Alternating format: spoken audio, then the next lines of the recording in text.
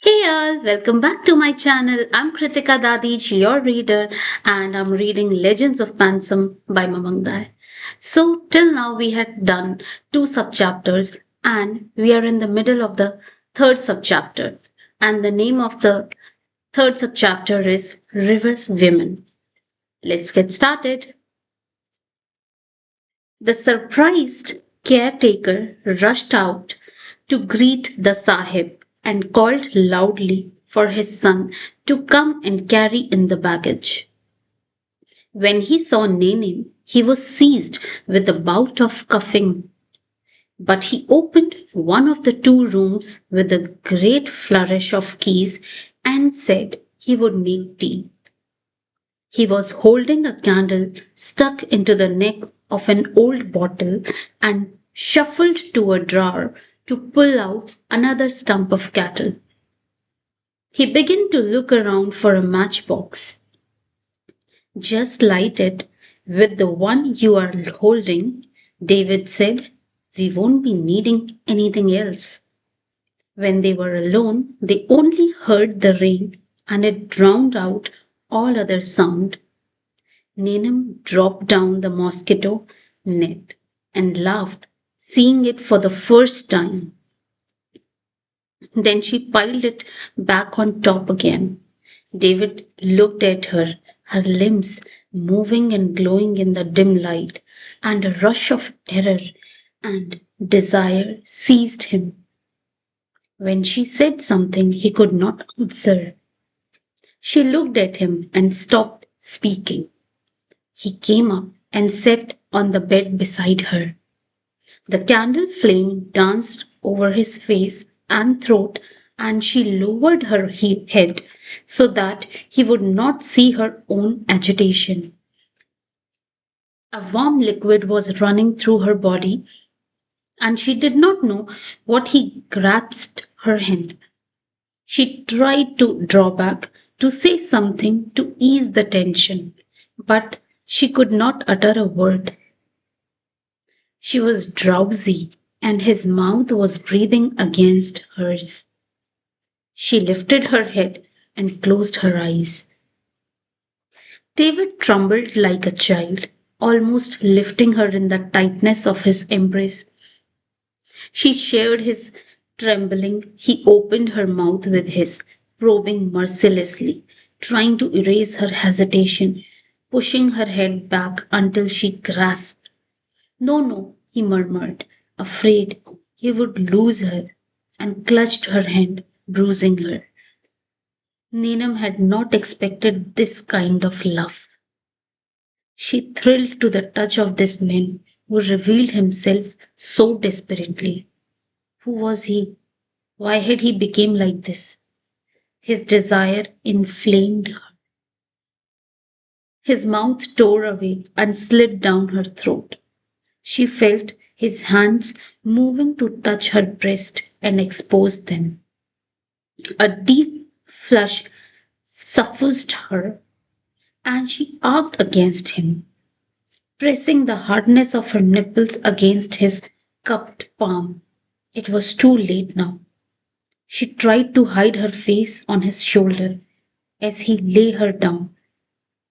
She could not protest. She had no will. It was strange to her that he seemed just as helpless. Her wrap opened and fell away, and her nakedness made him groan. Her damp hair swept against his mouth when he came up, and he held her down by the wrist as he entered her in an anguish of tenderness and flame.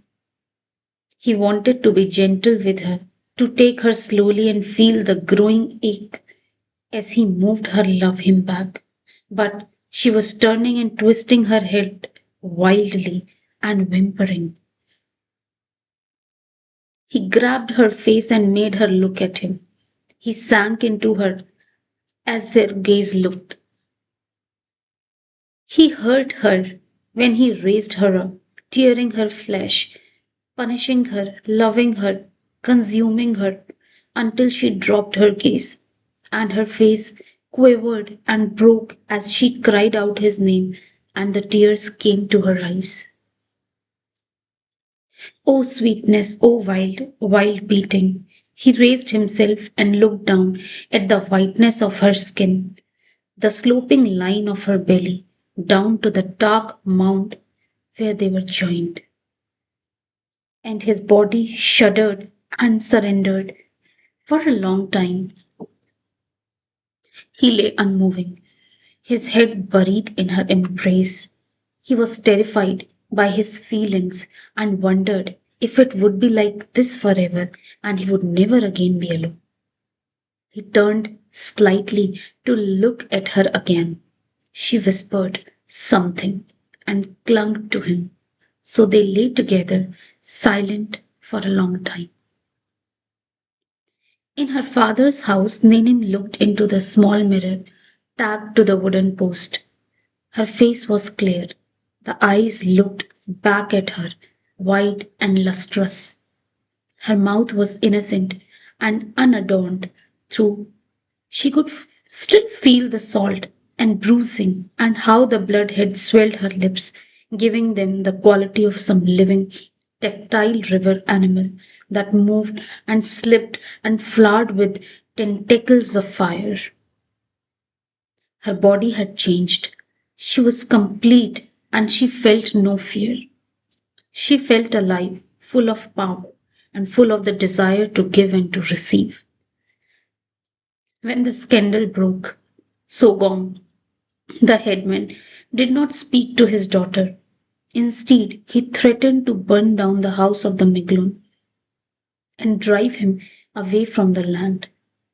He recalled that the Duyung clan had originally given the Mingluns a written agreement for only a square mile of territory to settle in people.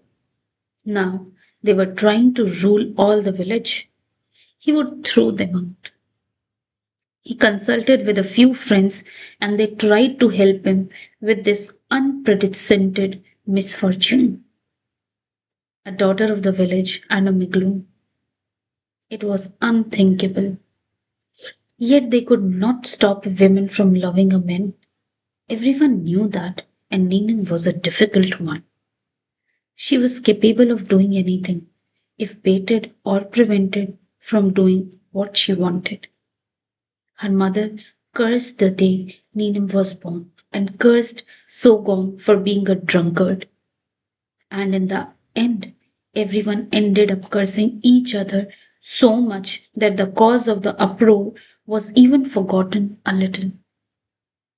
One day, Rocket's father saw old Sogong rush into the face of the Migong wearing his red coat and carrying his long walking stick. The big Sahib was a kind, elderly man with years of experience in dealing with the many tribes of the country. He spoke the local tongue and immediately called out to Sogang, come in. Hey, Sogang, how are you? Let's have some tea, shall we? Come. Rakat's father said that Sogang and the Sahib sat together for a long time. He tried to hear what they were saying, but the green curtain on the open door was short and flimsy, and he was afraid that they might see him if he stood too close. All he could say was that when Sogong came out, he looked very thoughtful.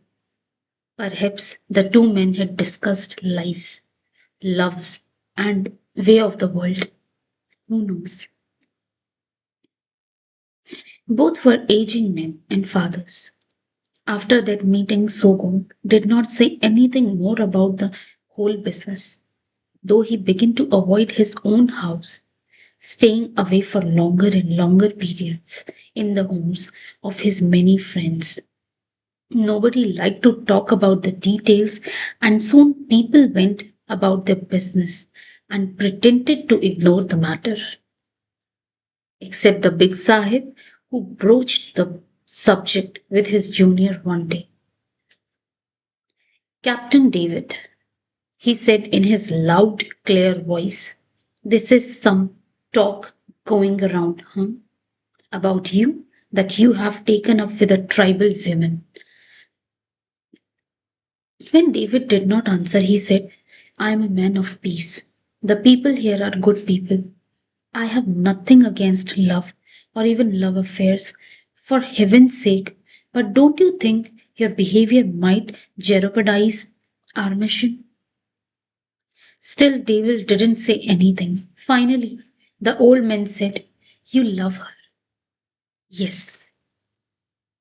There was a silence. Then the Sahib said, You're going to make an honest woman of her. Yes, sir, I mean, but she won't have me like that. She won't come away with me if I leave this place, sir.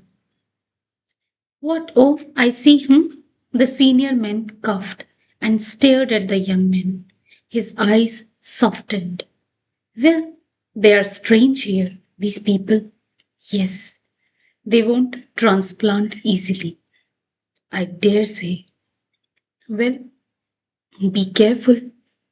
After David left, the Sahib sat at his desk for a long time. He taped with his pencil on the paper lying in front of him.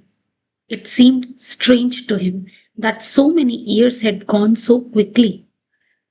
He had been serving in his hills still 1932, and the years were already 1943. There were a war raging back home, and its effect was far reaching. Perhaps time was really running out now. He thought ruefully. How many survey missions had he led to map terra incognita? And here he was now at the end of a long career, wondering about the strange ways of young hurt.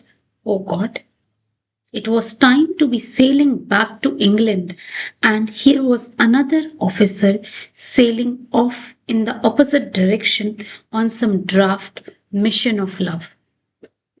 He was fond of the boy, but it was draft. He knew that David's posting orders were out and that the boy would have to leave soon. Unless he could pull a hat trick before a year was up, word got around that the White Sahib would be leaving soon, and their friends and families across the rest of the country were already pulling out.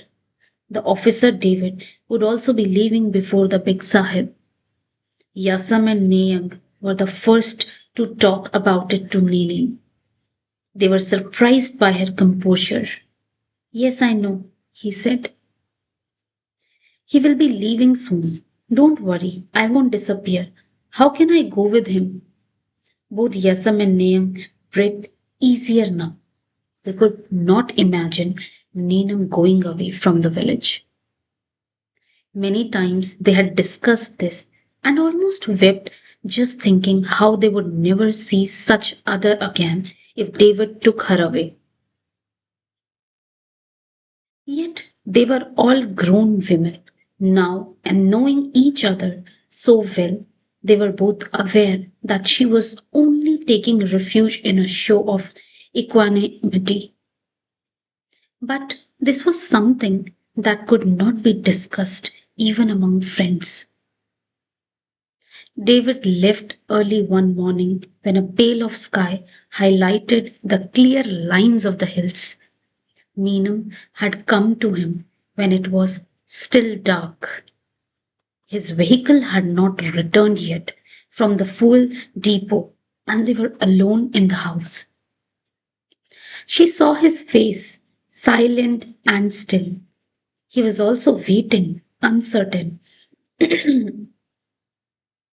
and his large hands were folded at his side, the knuckles pressed into the chair as though they were bearing all his weight. Love seemed such a difficult goal for him. She sensed his confusion and hid her eyes when he gazed back at her with pleading and devotion. Neenam, Neenam, his words fell out like a cry, as if he was afraid that he might weaken. And she quickly rose and placed her hands on his face to stop him from speaking. He clasped her to him. She whispered incomprehensible words. He wept. She clutched him harder. She spoke slowly then, willing him to understand. She wanted to see him triumph, and she wished him courage, she said. She wanted him to know that as long as she loved him, no harm would come to him, and that her love would follow him across the summits of the hills like a ribbon of light. Then she had no words to offer. The house was empty and silent, but for the men waiting just outside the door, scraping their feet, waiting to escort him to the field.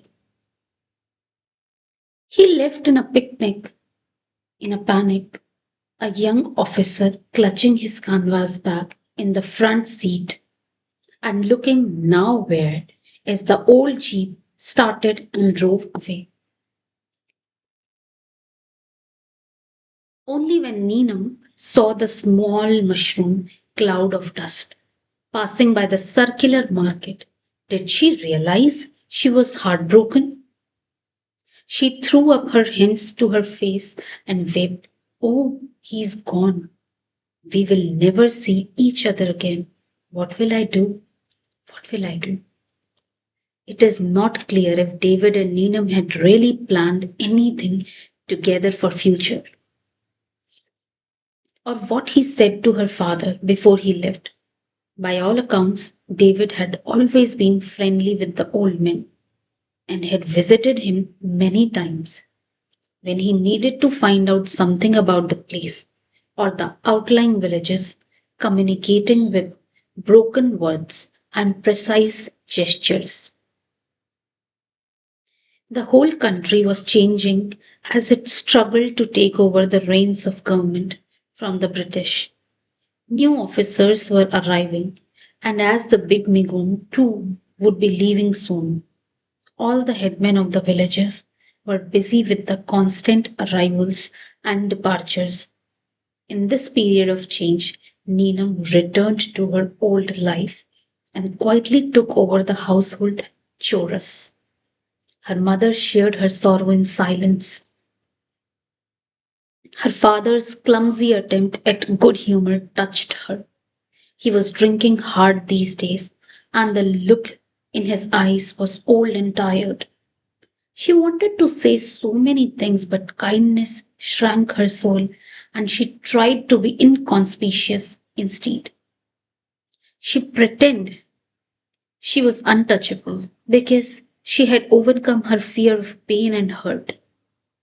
She celebrated what her friends Nayang got married and one day gave birth to a baby boy. Yasam was also betrothed, and so life moved on. The war in the east had ended, and Hawksaw's and Rocket's father has also returned, full of stories of adventures and about how they had worked with the Miglins to stop the Japanese armies from climbing over the hills and invading their villages. Men and women stretched their limbs by the fire and gossiped about their hopes and fears. At night, the sky above the village was full of stars, and every night Nenem said to herself, no one dies of love. I loved him, and now I am enough on my own. So that's all, my dear. Thank you very much. If you like, please subscribe it, share it. Thank you so much. Bye bye.